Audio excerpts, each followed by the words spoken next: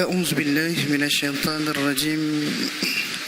بسم الله الرحمن الرحيم.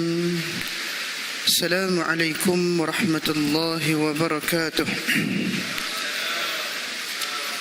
الفاتحة.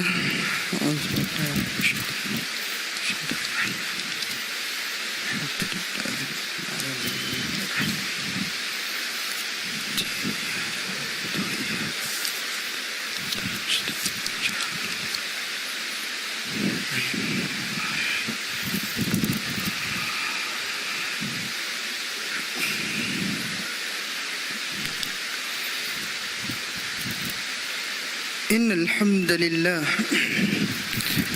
نحمده ونستعينه ونستهديه ونستغفره ونعوذ بالله من شرور أنفسنا ومن سيئات أعمالنا. من يهده الله فلا مضل له ومن يضلل فلا هادي له. أشهد أن لا إله إلا الله وأشهد أن محمدا عبده ورسوله.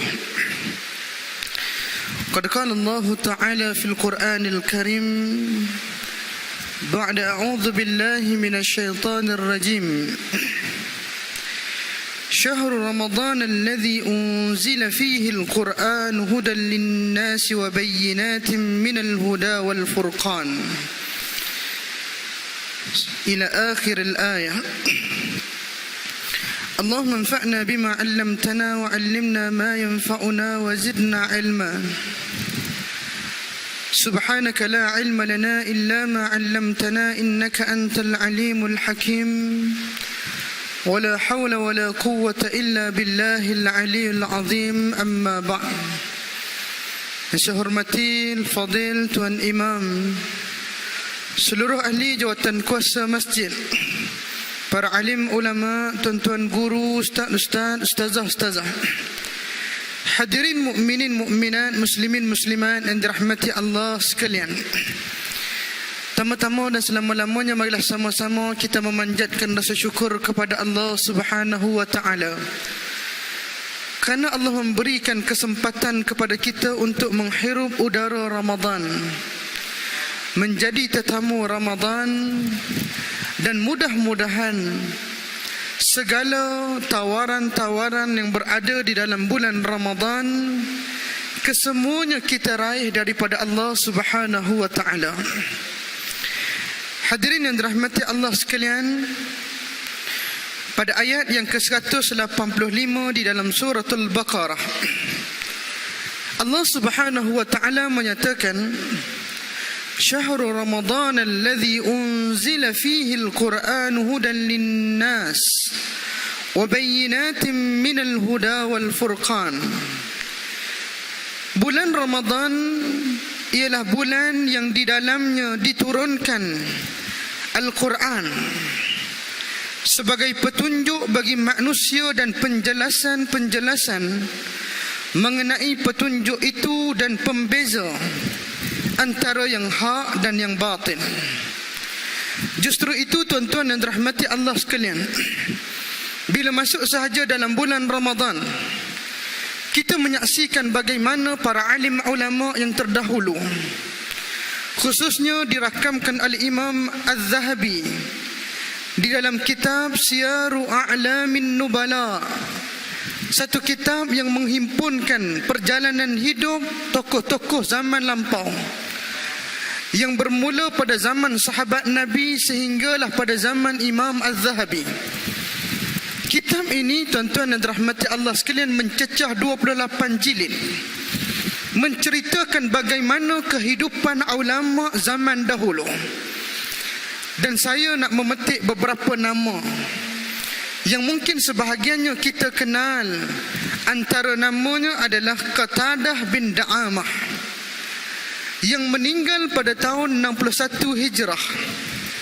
Ulama khilaf, adakah dia ni meninggal pada tahun 60 ataupun 61 Hijrah. Tidak memberikan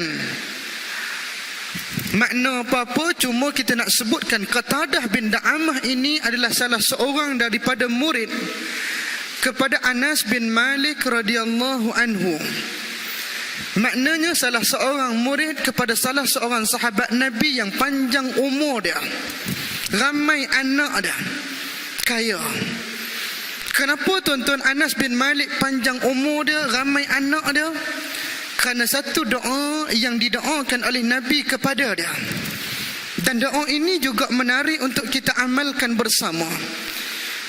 Bagaimana di dalam hadis yang diriwayatkan oleh Imam Al-Bukhari, Nabi mendoakan kepada Anas bin Malik radhiyallahu anhum dengan menyatakan, Allahumma akthir malahu wa waladahu wa barik lahu fima a'taitahu. Satu doa yang cukup lengkap, yang tidak perlu ditambah apa-apa. Kerana ramai di kalangan manusia hari ini juga meminta dua perkara ini daripada Allah.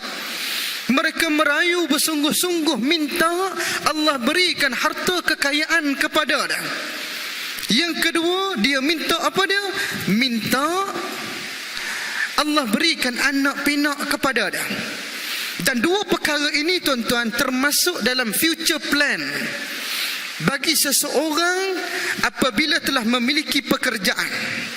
Nanti kita akan jelaskan future plan nanti, bagaimana Allah rakamkan manusia tidak terlepas daripada 6 future plan yang Allah memang nyatakan di dalam Al-Quran.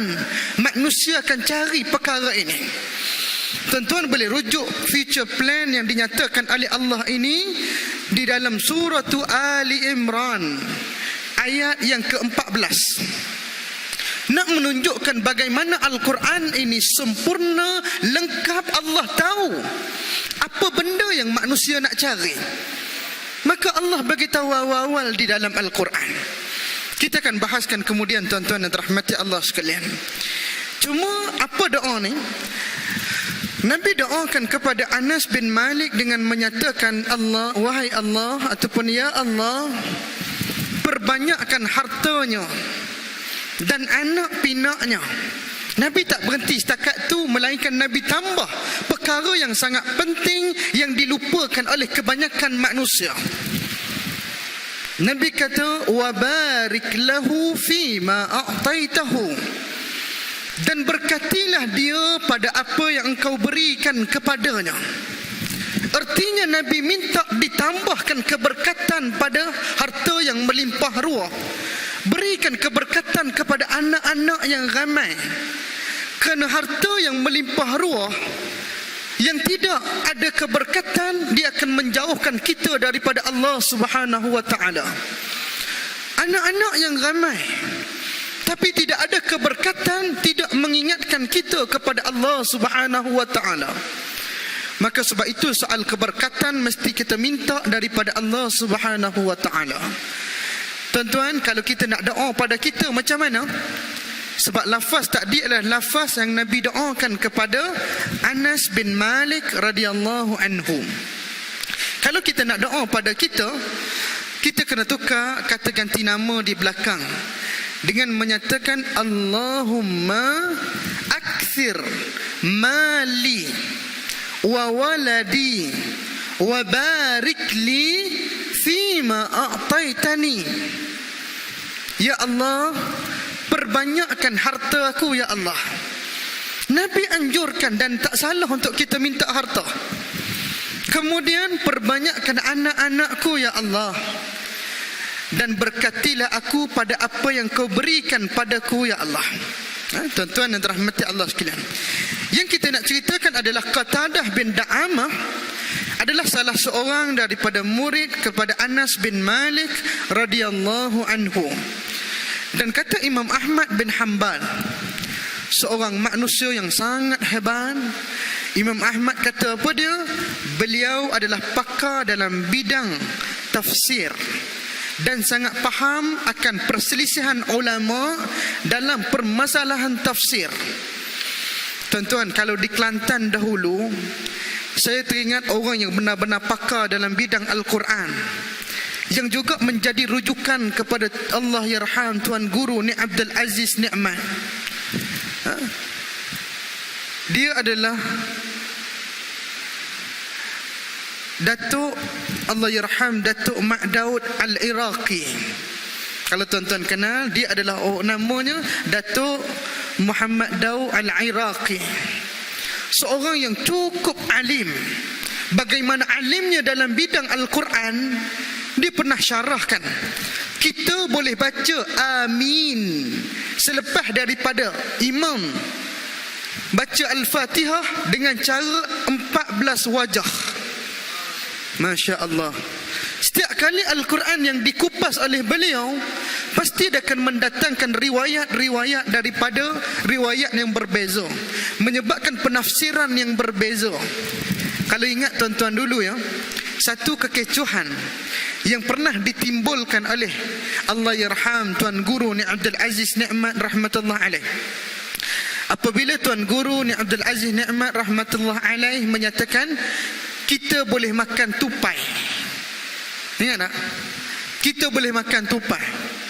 Maka kecoh, mana boleh makan tupai dan sebagainya, kerana mazhab kita tidak membenarkan.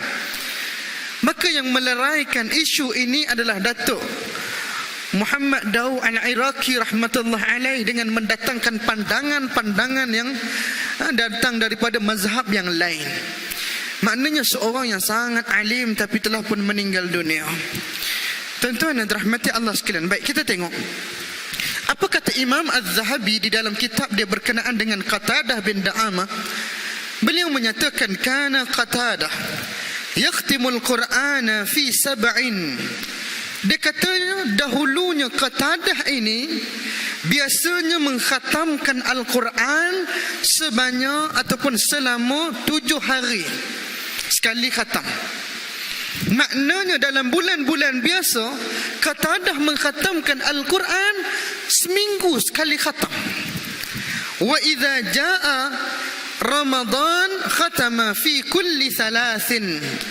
Apabila masuk dalam bulan Ramadan, Qatadah ini mengkhatamkan Al-Quran selama 3 hari sekali khatam. Masya Allah. Maknanya satu hari 10 juzuk.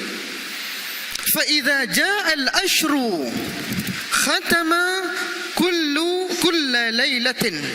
Apabila masuk 10 akhir Ramadan, beliau mengkhatamkan Al-Quran setiap malamnya. Masya Allah tuan-tuan, kita tak tahu bagaimana dia tidur. Sempat ke tidak dia tidur, Allahu a'lam. Demikian juga ulama yang kedua saya nak sebut, masuk saja dalam bulan Ramadan. Kita selalu dengar manusia ini yang namanya Imam Asy-Syafi'i. Disebut oleh murid beliau namanya Ar-Rabi' bin Sulaiman. Kata Ar-Rabi' bin Sulaiman, kana Asy-Syafi'i yakhtimul Qur'ana fi syahri Ramadan 60 khatmatan. Dia kata dahulunya Imam Asy-Syafi'i biasa mengkhatamkan Al-Quran di dalam bulan Ramadan sebanyak 60 kali khatam. Maknanya satu hari 2 kali khatam. Sebahagian ulama lain antaranya Imam Malik, Imam Darul Hijrah, bila masuk sahaja dalam bulan Ramadan, beliau menangguhkan pengajian-pengajian hadis, sebaliknya fokus kepada Al-Quran. Tuan-tuan, satu soalan yang kita kena tanya, kenapa mereka bersungguh-sungguh terhadap Al-Quran di dalam bulan Ramadan? Kenapa? Jawabnya adalah satu perkara, iaitu tema perbahasan kita pada pagi ini adalah Al-Quran, what you see is what you get. Al-Quran, bagaimana ataupun apa cara kamu memandang Al-Quran, itulah yang akan kamu dapat daripada Al-Quran. Kerana salah tanggapan, salah pandangan terhadap Al-Quran menyebabkan kita rugi. Tuan-tuan dan rahmati Allah sekalian, ada orang memandang Al-Quran, apa dia? Dia hanya memandang inilah kitab yang akan dibaca bila mak ayah dia meninggal dunia. Ada orang di kalangan manusia, dia mengatakan inilah kitab yang apabila ada gangguan di dalam rumah dia, dia akan minta pelajar-pelajar tahfiz tolong baca Al-Quran. sepanjang hidup dia melawan Al-Quran, tak tutup aurat dan sebagainya. Tiba-tiba dia tahu rupanya bila ada gangguan makhluk halus, maka dia panggil pelajar-pelajar tahfiz untuk baca Al-Quran dalam rumah dah. Ada orang berpandangan bila dia mandang Al-Quran, dia kata inilah kitab yang apabila kamu belajar tarannum, kamu belajar lagu Bayati, Hijaz, Nahwan, Sabak, Jiharkah, maka kamu akan dapat masuk pertandingan ataupun tilawah peringkat negeri sekaligus melayakkan kepada peringkat antarabangsa. Tuan-tuan, kalau sekadar itu pemahaman kita, pandangan kita kepada Al-Quran, kita kata sangatlah rugi. Kenapa? Saya nak sebut tuan-tuan. Saya nak tanya lah. Kalau kita di TDI ni, pantai apa yang paling dekat dengan kita? Pantai apa yang paling dekat dengan kita? Pantai yang boleh mandi. Lembah pantai tak boleh mandi. Pantai? Morib Morib. Tuan-tuan, saya nak sebut, nak buktikan bagaimana what you see is what you get memainkan peranan yang sangat penting. Ada 3 orang pemuda pergi ke pantai Morib, memandang kepada pantai Morib yang sama, tempat yang sama. Pemuda yang pertama, bila dia pandang pemandangan pantai Morib, dia tengok pantai Morib, dia kata apa dia? Dia kata subhanallah, pantai ini sangat sesuai kalau kita jadikan tempat untuk nak melepaskan penat dan lelah pada hujung minggu bersama dengan keluarga. Kan? Orang yang kedua, pemuda yang kedua pergi ke pantai yang sama, lihat kepada pemandangan yang sama. Maka dia kata apa dia? Subhanallah, di tengah-tengah dasar lautan sana, di tengah-tengah lautan sana, di bawah sinaran bulan, ada sotong yang banyak. Candak sotong. Orang yang ketiga pergi dengan memakai baju hijau putih. Bila dia pandang pemandangan pantai Morib, dia kata subhanallah, di dasar lautan sana adanya emas hitam. Apa dia tuan-tuan? Petroleum. Ni hijau putih Petronas. Saya nak tanya tuan-tuan, 3 pemuda ini yang pergi kepada pantai yang sama, tengok kepada pemandangan yang sama, adakah mereka dapat bawa balik perkara yang sama? Dah tentu tidak. Orang yang pertama bila dia pergi pantai Morib, dia dapat melepaskan penat dan lelah. Orang yang kedua bila dia pergi pantai Morib, bila dia pulang, dia bawa balik sotong yang banyak. Orang yang ketiga bila dia pergi pantai Morib dengan penuh keilmuan dia memandang dengan dasar ilmu, menyebabkan bila dia bawa pulang kekayaan yang luar biasa. Tuan-tuan dan rahmati Allah sekalian, demikian juga Al-Quran.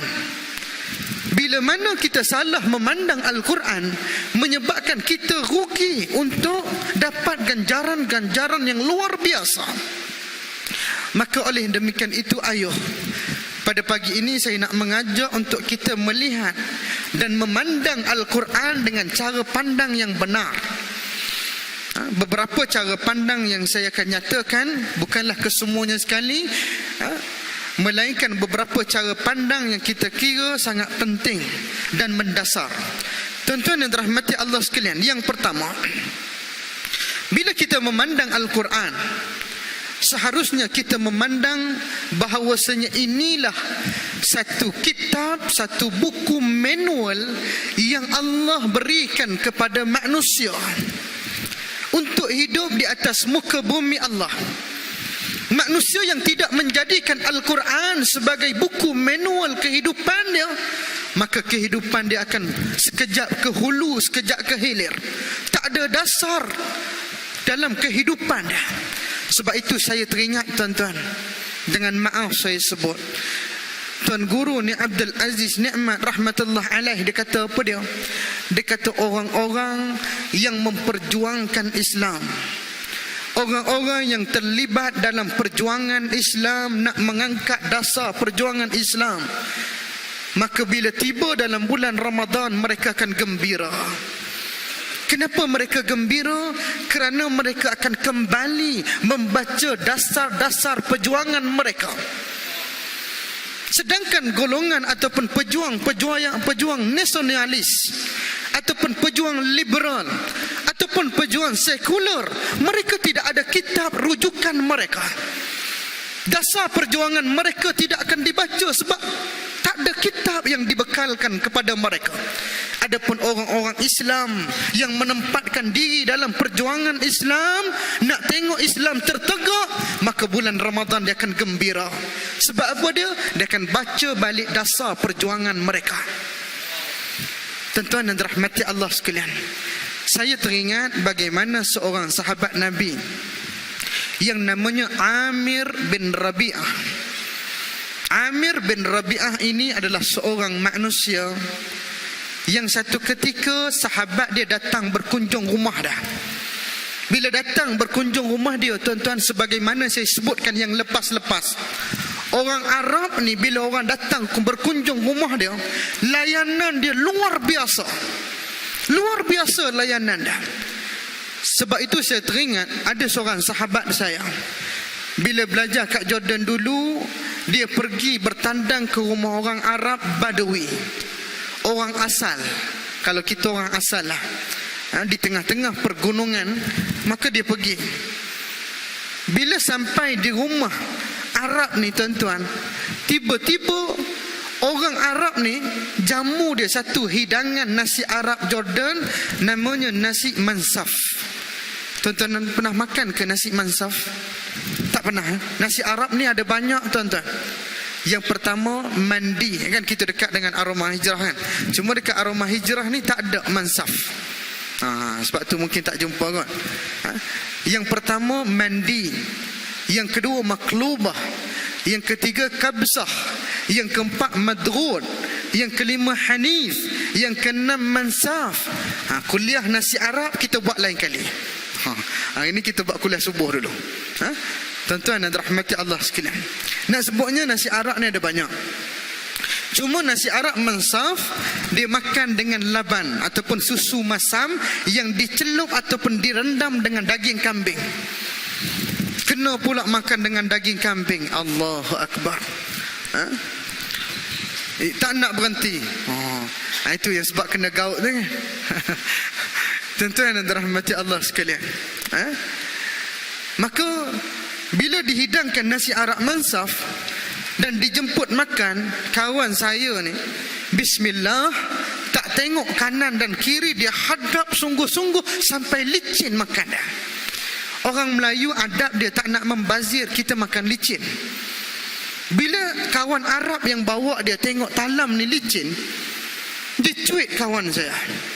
Dia kata sebenarnya tuan rumah tak makan apa-apa lagi. Semua yang dia nak makan, dia angkut bagi kita makan dulu. La hawla wa la quwata illa billah. Rupanya tradisi Arab ni, memang dia meraihkan tetamu, memuliakan tetamu. Bagi semua benda dia nak makan pun dia angkut bagi tetamu, sentuh dulu. Maka tuan-tuan, kalau kita pergi rumah orang Arab, kalau kita tengah lapar, kebetulan hidangan pun sedap, kita tanya, dah simpan ke belum? Kan? Dah simpan ke belum? Kalau belum, okey tak apa. Kalau dah simpan, alhamdulillah.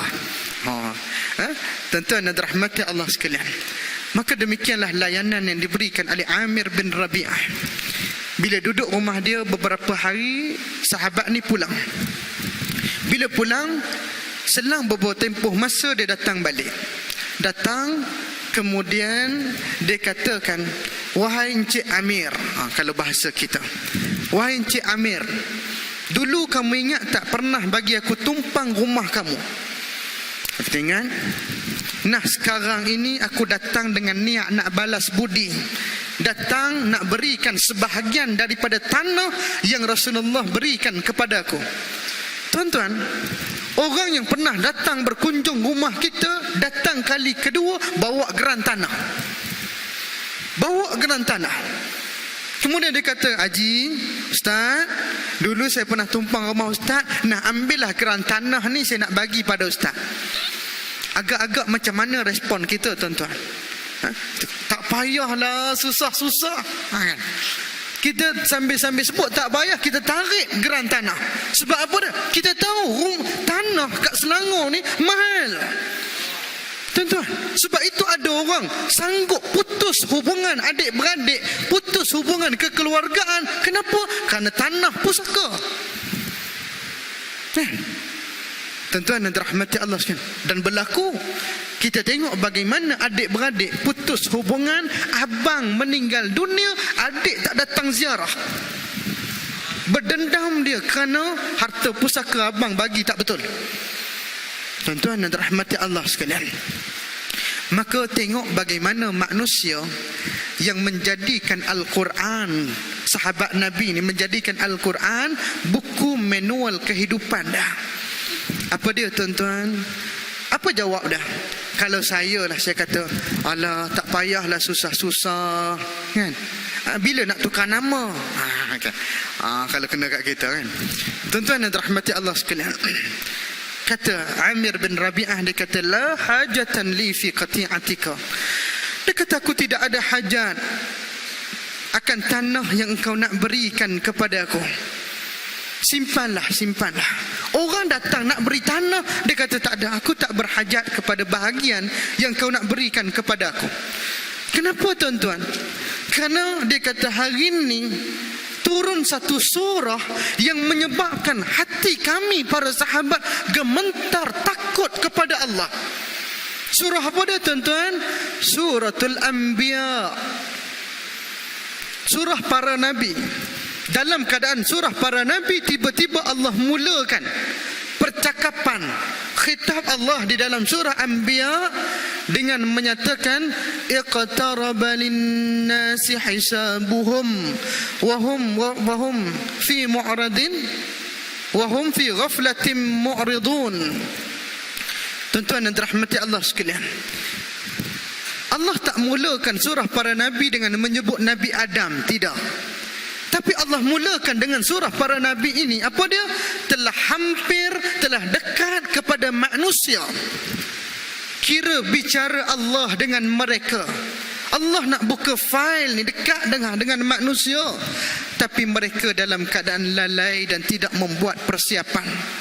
Mereka tak bersedia untuk dihadapkan ke hadapan mahkamah Allah. Tuan-tuan, maka datang turun surah ini menyebabkan orang nak bagi tanah tak mau. Sebab apa dia? Dia jadikan Al-Quran benar-benar panduan dalam kehidupan dia.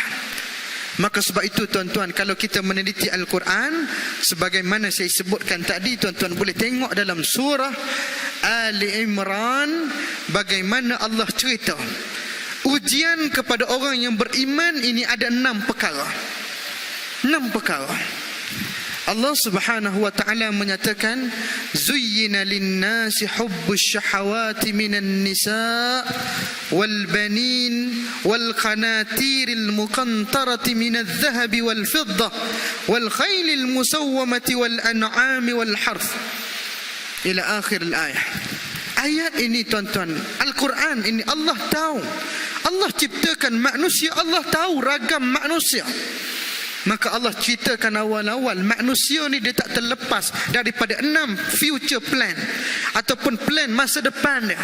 6 perkara ni. Apa dia? Bila dah ada kedudukan, bila dah ada jawatan, ada kerja, maka plan yang pertama dia nak buat apa dia? Nisa, nak cari pasangan hidup. Kan kita bila ada kerja nak cari pasangan hidup. Lepas ada pasangan hidup, nak buat apa dia?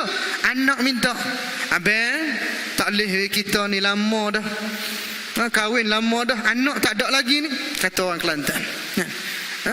Maka nak anak pula, maka usaha pula, kan? Anak pula, future plan dia yang kedua. Yang ketiga, lepas ada anak, apa dia pula? Harta yang berlipat kali ganda pendapatan ataupun side income. Sebab apa dia? Bila ada isteri, bila ada anak, perbelanjaan meningkat, maka mesti ditambah pendapatan kita. Ini Allah sebut bagaimana manusia tidak berpada dengan satu pendapatan, menyebabkan dia tambah lagi. Sebab keluarga makin besar, anak makin ramai, maka dia akan cari yang ketiga. Yang keempat, bila dah ada pendapatan yang elok, yang meningkat, dia cari wal khailil musawwamah, kuda-kuda yang ada tanda, ada cop. Zaman dulu tuan-tuan, kuda-kuda yang hebat, tunggangan yang hebat, yang pantas, yang cergas, maka diberikan tanda. Sekarang ini manusia tak naik kuda, manusia naik kenderaan yang ada lambang kuda, Ferrari. Tuan-tuan, maka Allah sebut bagaimana susunan Allah susun sangat hebat. Sebab itu orang yang meneliti Al-Quran, dia takkan gusar, dia takkan bimbang, dia tahu apa Allah nak buat untuk kehidupan dia. Allah dah tunjuk jalan. Maka tuan-tuan dan rahmati Allah sekalian, cara yang pertama, cara pandang kita kepada Al-Quran adalah kita melihat Al-Quran ini adalah buku manual kehidupan kita. Macam mana nak hidup di atas dunia? Tengok Al-Quran. Tuan-tuan dan rahmati Allah sekalian. Yang kedua, saya nak ringkaskan. Kita sampai pukul berapa, Ustaz? 12? Kalau 12 kena sediakan air. Kan?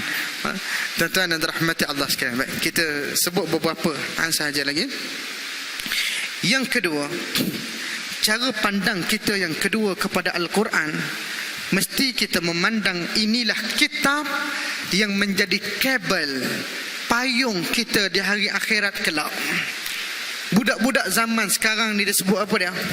Jangan cakap Abang Long tak payung ya. Anda bercakap tentang soal kabel ataupun payung. Tuan-tuan, pernah saya sebutkan pada tuan-tuan bagaimana tuan-tuan balik nanti cuba tengok dalam surah Abasa ayat yang ke-34 hingga 37. Allah Subhanahu wa taala menyatakan yauma yafirrul mar'u min akhihi wa ummihi wa abihi wa sahibatihi wa banihi likulli imri'in minhum yawma idzin sya'nun yughnih. Allah Subhanahu wa taala menyatakan akhirat ini adalah hari yang manusia lari daripada orang lain, lari daripada mak dia, lari daripada adik-beradik dia, lari daripada teman rapat dia. Masing-masing melarikan diri, masing-masing tak nak ambil peduli soal orang lain. Tuan-tuan, tak cukup dengan itu. Aisyah pernah tanya. Aisyah tanya apa dia tuan-tuan? Dalam hadis riwayat Abu Daud, satu ketika Aisyah ni duk menangis. Bila Aisyah menangis, Nabi tanya Aisyah. Nabi kata, "Ma yubkiki?"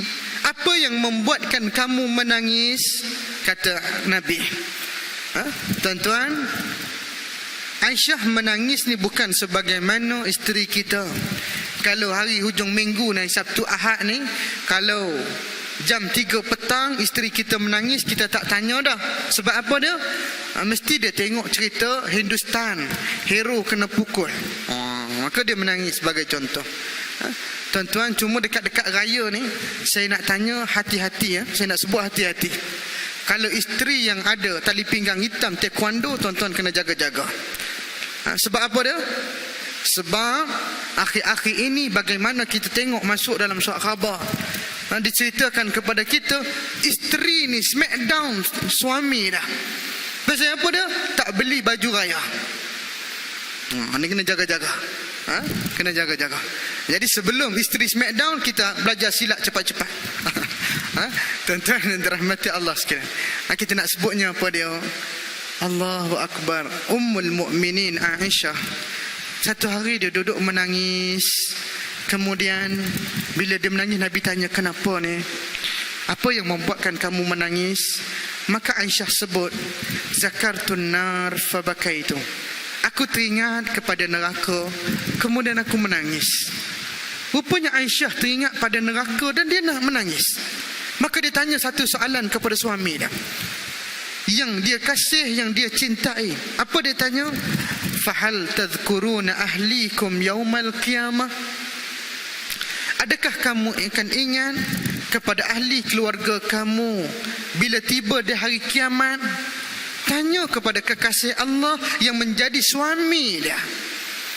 Tuan-tuan, hari ini nak sebut bagaimana sayangnya seorang suami kepada isteri. Belum balik kerja lagi, tengah start kereta, sementara panaskan enjin nak balik rumah, telefon isteri tanya, ayang nak makan apa? Nak singgah bazar Ramadan, nak belikan makanan untuk isteri. Sayangnya kita pada isteri. Tuan-tuan, tengok bagaimana jawapan Nabi kepada Aisyah. Bila Aisyah tanya, ingat tak pada ahli keluarga bila sampai dari akhirat kelak? Nabi kata, amma fi salasati mawatin la yadhkuru ahadun ahada. Adapun apabila tiba pada 3 tempat, seorang manusia tak ingat pada manusia yang lain.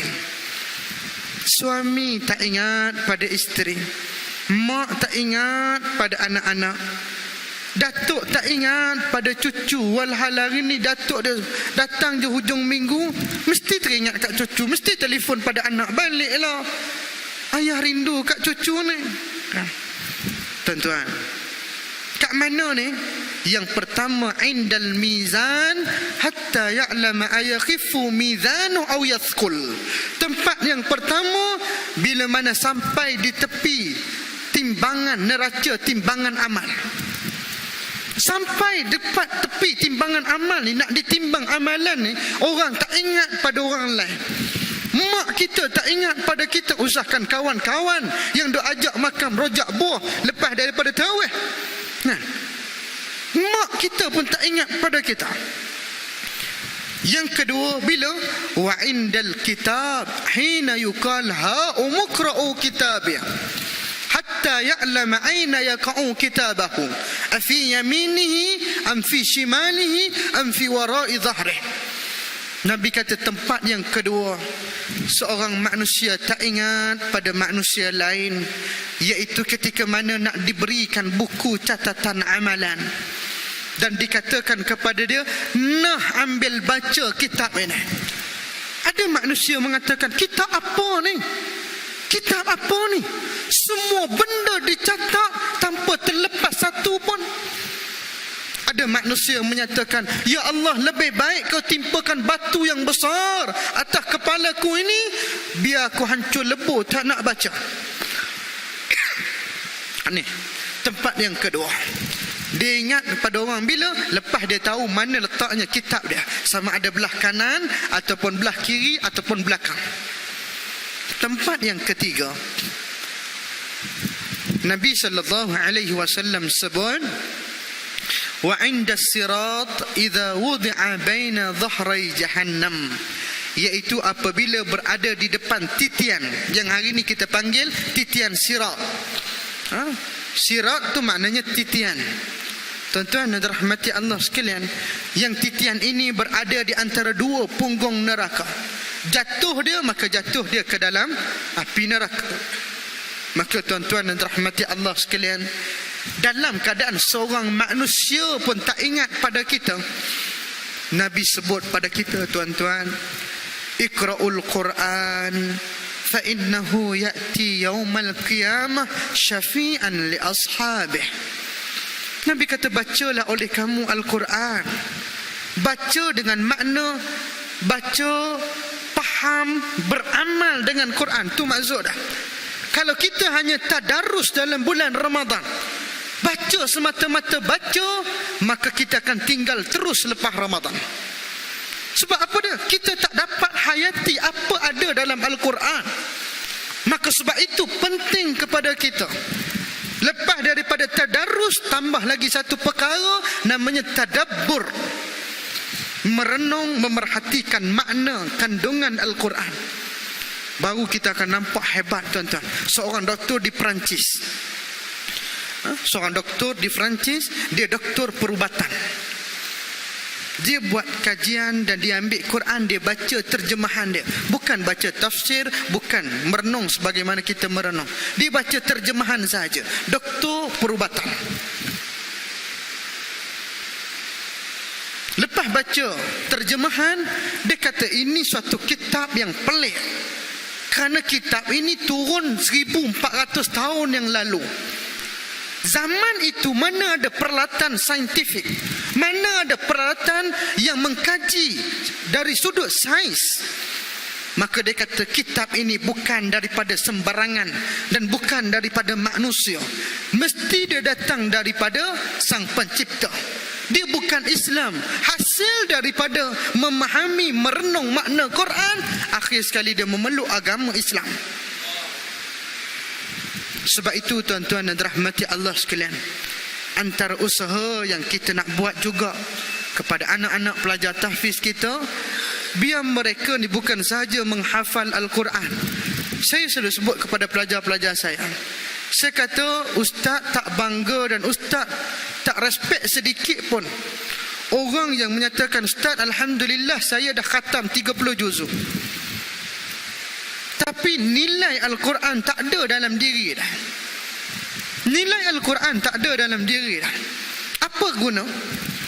Tuan-tuan, maka sebab itu mesti bila baca Quran, cuba tadabbur, renung, tengok ayat ni kena dengan aku ke tak ni?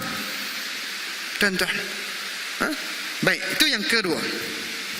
Yang ketiga, saya ambil lebih kurang dalam 10 minit lagi. Boleh tuan-tuan? Nampak nak marah belakang ni? Tuan-tuan dan rahmati Allah sekalian, yang ketiga, cara pandang kita kepada Al-Quran adalah inilah kitab yang akan menjadikan kita jutawan di hari akhirat kelak. Tuan-tuan, saya nak sebut pada tuan-tuan, saya nak tanya, kalau saya nak offer, siapa nak ikut saya balik Kelantan sekejap, nak hantar barang sampai Kelantan, kita patah balik mai sini, sampai je sini saya nak bagi 20,000.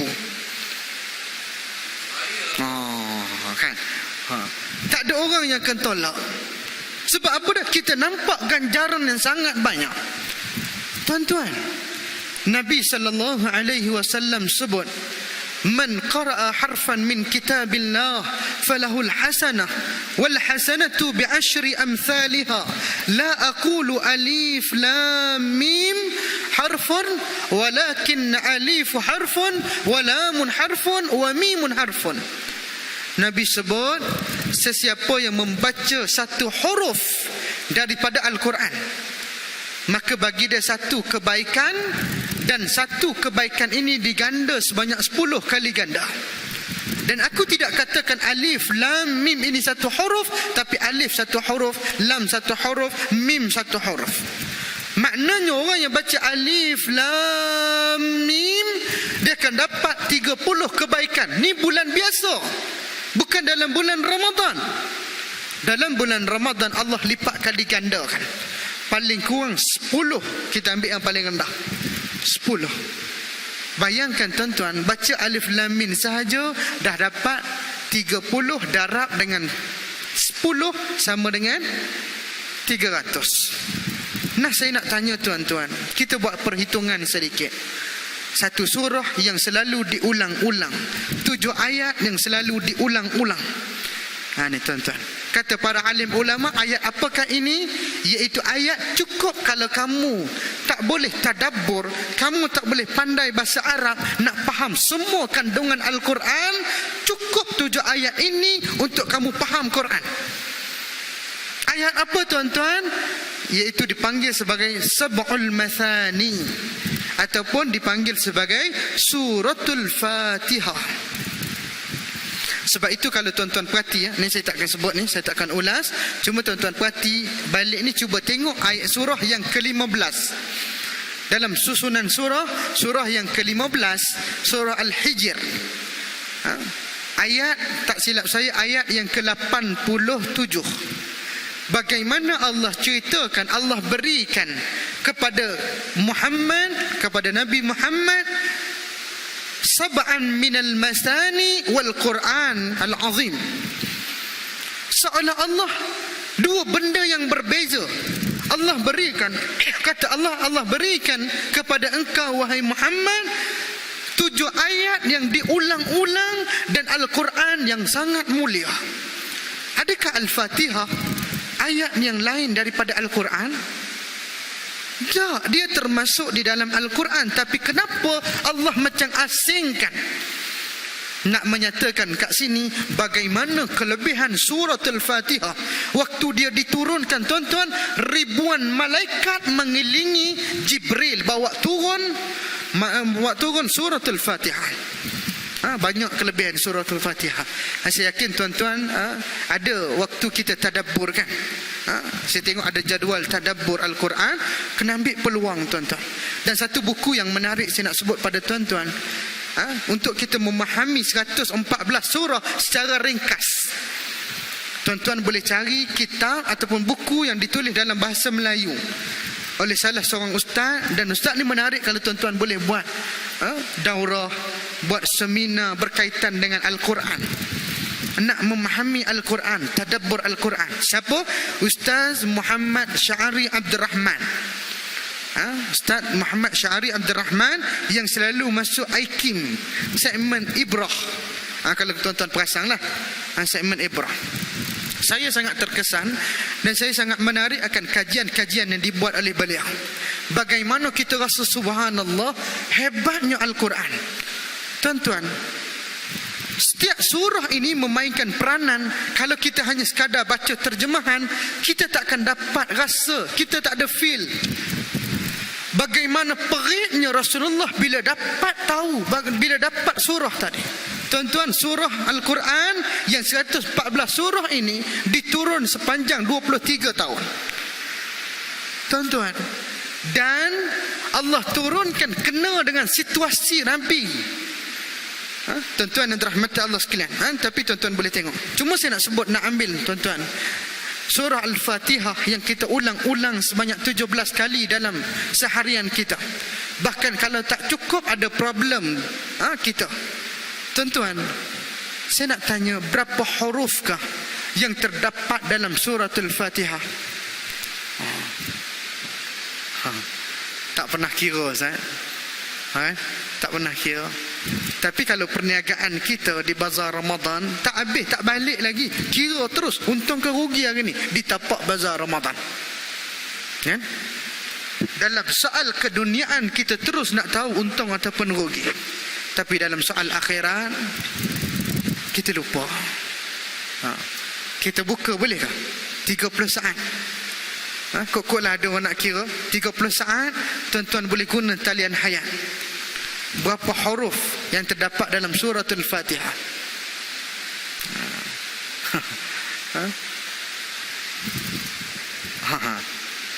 Ada nak kira tu? Tuan-tuan, berapa huruf?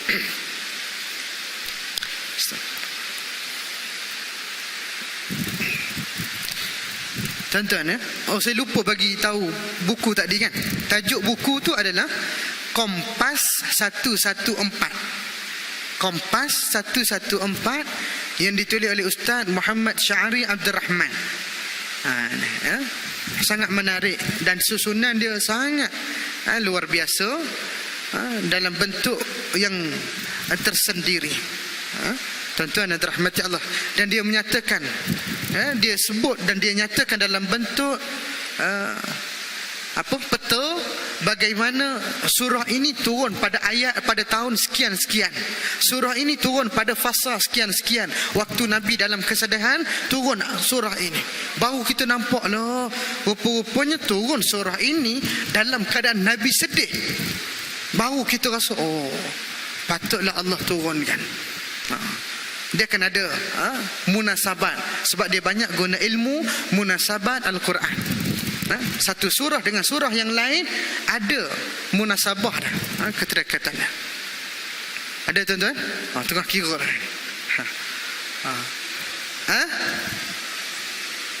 139. Haji Khamis kita. Pertama kira. Kita buka. 3. Zaman sekarang senang pakai smartphone je. Kan? Tuan-tuan ada rahmat.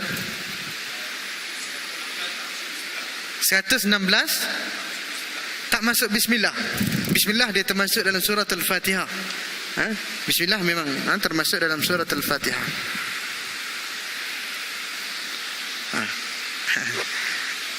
Haji Hamis kata 139. Kita tunggu. 114. Tadi dia kata 116 kan? 116.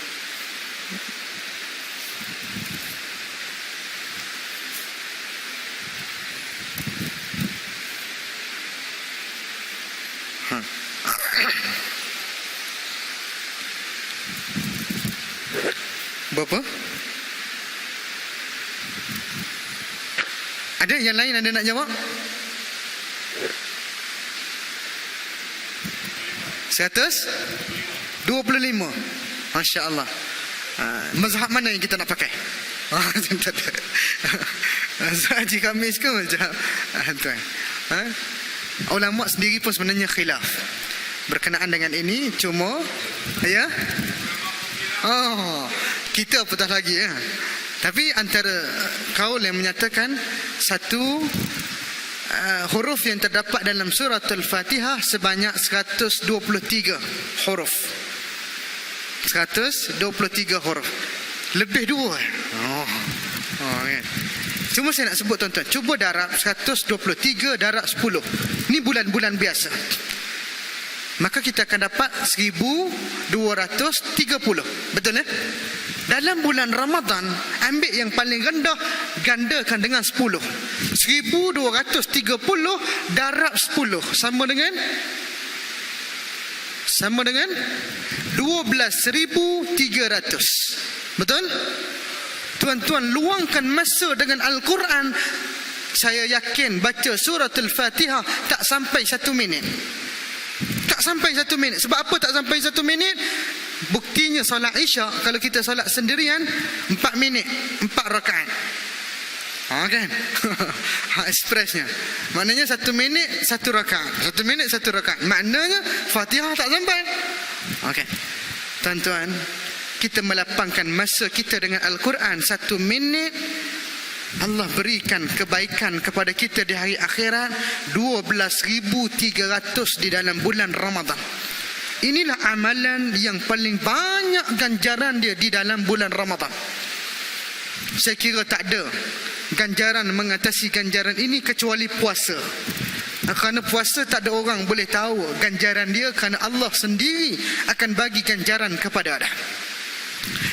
Yang keempat, jadi kita kena tahu tuan-tuan, ada orang kalau dia datang naik basikal buruk je, basikal dia pun tak ada tongkat, dia sendal kat dinding masjid, dia masuk atas masjid, dia capai mushaf, dia baca Al-Quran, maka kita kena cemburu pada dia. Kenapa nak cemburu? Kita kata ini adalah jutawan akhirat. Ini jutawan akhirat. Tuan-tuan. Baik, yang keempat. Saya ambil sampai 5 je. Boleh tuan-tuan 5 cara pandang. Ada lebih, cuma kita ambil 5 je. Yang keempat tuan-tuan, orang yang makin dekat dengan Al-Quran, makin baik hubungan dia dengan Al-Quran, makin tinggi kedudukan Allah angkat darjat dia.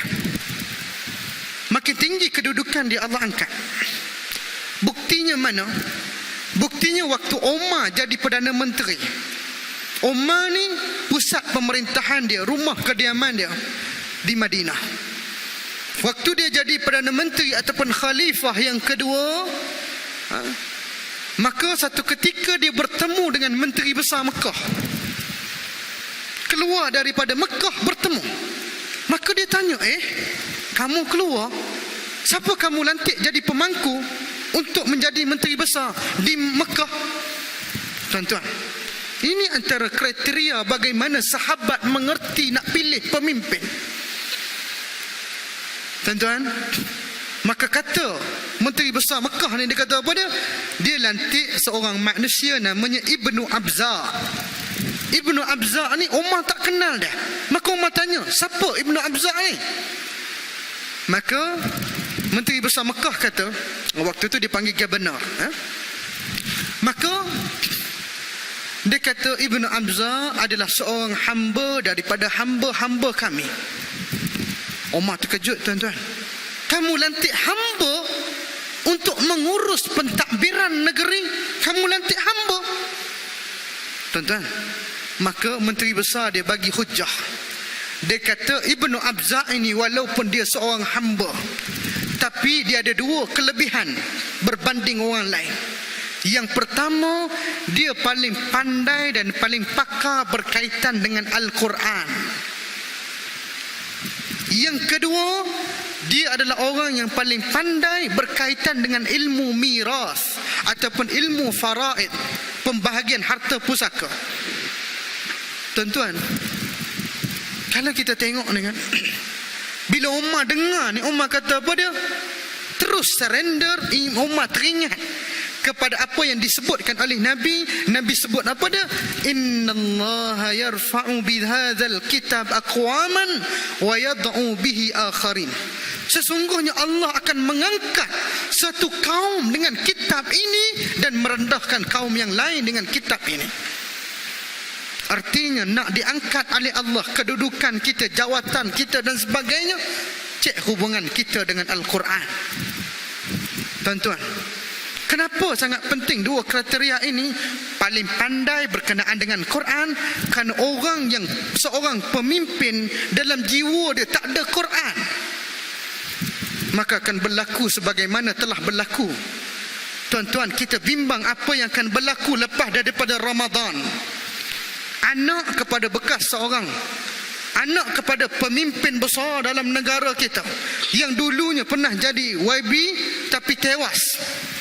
Saya bercakap dalam soal agama, bagaimana dia menyatakan kepada media massa nak bawa datang artis luar negara lepas Ramadan untuk buat konsert.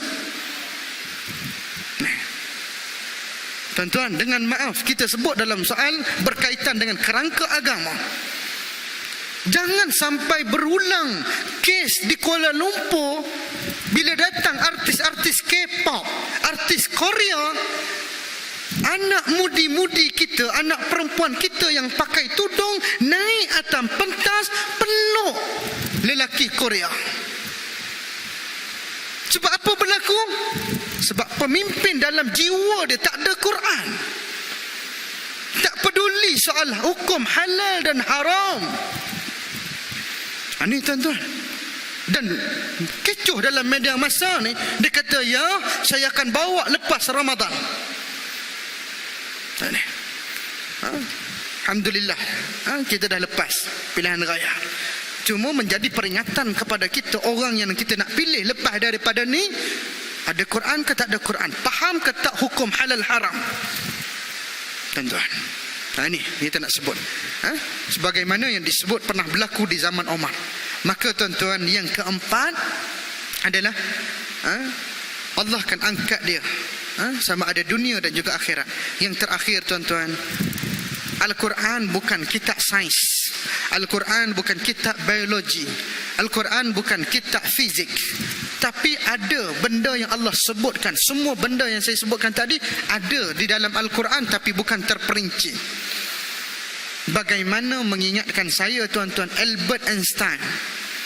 Albert Einstein ni pakar dalam bidang fizik kan, orang yang pakar dalam bidang fizik. Dia buat kajian tentang langit dan bumi. Dia dapati satu teori, nama dia teori apa dia tuan-tuan? Big Bang, ledakan besar ataupun letupan besar. Maka jadilah bumi, jadilah alam semesta ini. Tuan-tuan, kita nak katakan Al-Quran telah cerita lama dah tentang perihal ini, tentang astronomi. Astronomi ke astrologi? Astronomi kan, tuan-tuan. Kat mana Allah cerita? Allah sebut Allah sebut dalam suratul Anbiya ayat yang ke-30. Awalam yaral ladzina kafaru anna as-samawati wal ard kanata ratqan fafataqnahuma. Allah menyatakan, apakah orang-orang kafir yang ingkar kepada Allah tidak melihat bahawasanya langit dan juga bumi dahulunya kanata ratqan, asalnya bersifat satu padu sekali, fafataknahuma, kemudian kami pisahkan kedua-duanya. Kalaulah Albert Einstein baca ayat ini, dia akan mengerti, dan saya yakin mungkin dia akan masuk Islam. Tapi dia etis, tidak percaya kewujudan Tuhan. Tuan-tuan dan rahmati Allah sekalian, banyak lagi penemuan-penemuan lain yang kita tengok bagaimana manusia bila mengkaji, kena Quran, kena dengan apa yang dia kaji, dia surrender dan dia kata ini kitab yang luar biasa, bukan datang daripada manusia. Itu 5 perkara yang saya kongsikan pada tuan-tuan. Mudah-mudahan bermanfaat untuk kita dan memberikan kerancakan kepada kita lagi untuk bersungguh jaga hubungan dengan Quran, bukan sekadar tadarus tapi tadabbur. Baru kita akan rasa bagaimana hebat dengan Quran. Tuan-tuan, saya minta izin nak sebut 1-2 perkara. Yang pertama, sekarang ini kami di sekolah Ma'had Tahfiz Amni di Danai Alam sedang menganjurkan program Ihya Ramadan. Sebagaimana tuan-tuan anjurkan di masjid ini, cuma kita akan ada daurah kitab. Patutnya hari ini akan ada daurah kitab, cuma kita masih belum dapat bekalkan lagi kitab. Untuk pelajar-pelajar kita, antara kitab yang kita akan daurahkan adalah At-Tibyan fi Adabi Hamalatil Quran. Kitab yang ditulis oleh Imam An-Nawawi. Satu kitab lebih kurang dalam RM25, tak silap saya, terbitan Telaga Biru. Dan demikian juga kita anjurkan berbuka puasa dan sebagainya. Jadi mana-mana ibu ayah yang nak mengambil peluang untuk bersama-sama membantu kami, mudah-mudahan kitab sumbangan yang diberikan itu menjadi pemadam kepada kesalahan-kesalahan kita. Saya nak sebut satu perkara tuan-tuan. Sebelum akhir ni, Nabi pernah sebut as-saumu ataupun as-siyamu. 2 riwayat ada dalam hadis. Nabi kata as-saumu junnah. Puasa ni adalah perisai. Perisai daripada api neraka. Was-sadaqatu tutfi'ul khati'ah kama yutfi'ul ma'u an-nar.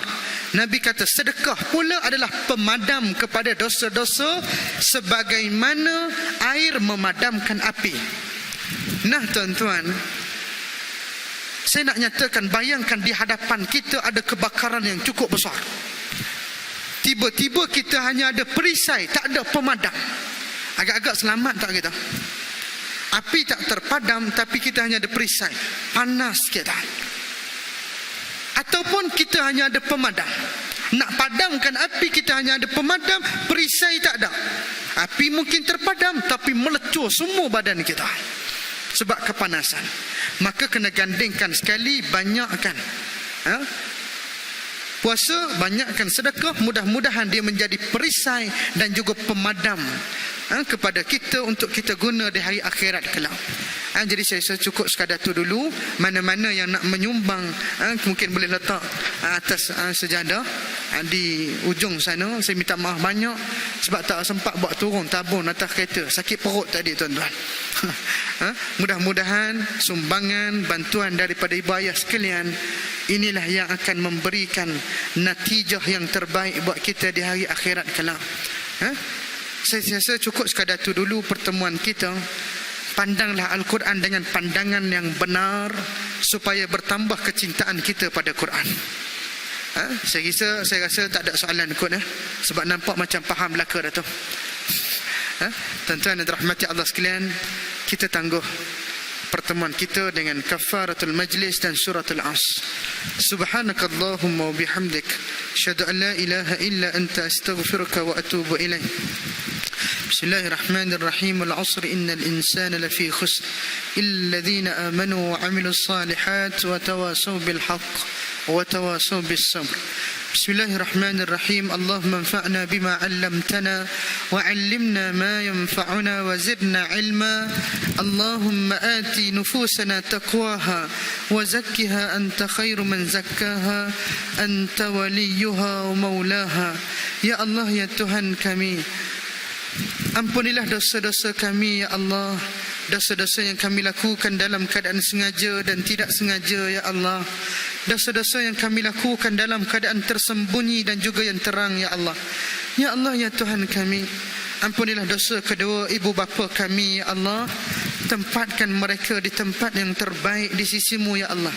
Ya Allah, ya Tuhan kami, berikan pencapaian yang terbaik bagi kami dunia dan akhirat, bagi semua amalan-amalan kami, ya Allah.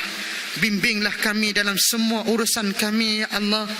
Berikan jalan keluar kepada kami akan semua masalah dan kesulitan yang kami hadapi, ya Allah. Ya Allah, ya Tuhan kami, lindungilah kami daripada bala bencana, daripada kemurkaan yang akan menimpa kami, ya Allah. Lindungi kami daripada kesengsaraan dunia dan akhirat, ya Allah. Ya Allah, ya Tuhan kami, rezekikan kepada kami pasangan hidup, anak-anak, jiran, tetangga, sahabat andai, masyarakat kami, pemimpin-pemimpin kami adalah manusia-manusia yang akan memimpin tangan kami menuju ke syurga-Mu, ya Allah. Jauhilah kami daripada manusia-manusia yang akan menghumban kami ke dalam api neraka-Mu, ya Allah. Wa sallallahu ala sayyidina Muhammad wa ala alihi wa sahbihi wa baraka wa sallam, walhamdulillahi rabbil alamin. Assalamualaikum warahmatullahi wabarakatuh.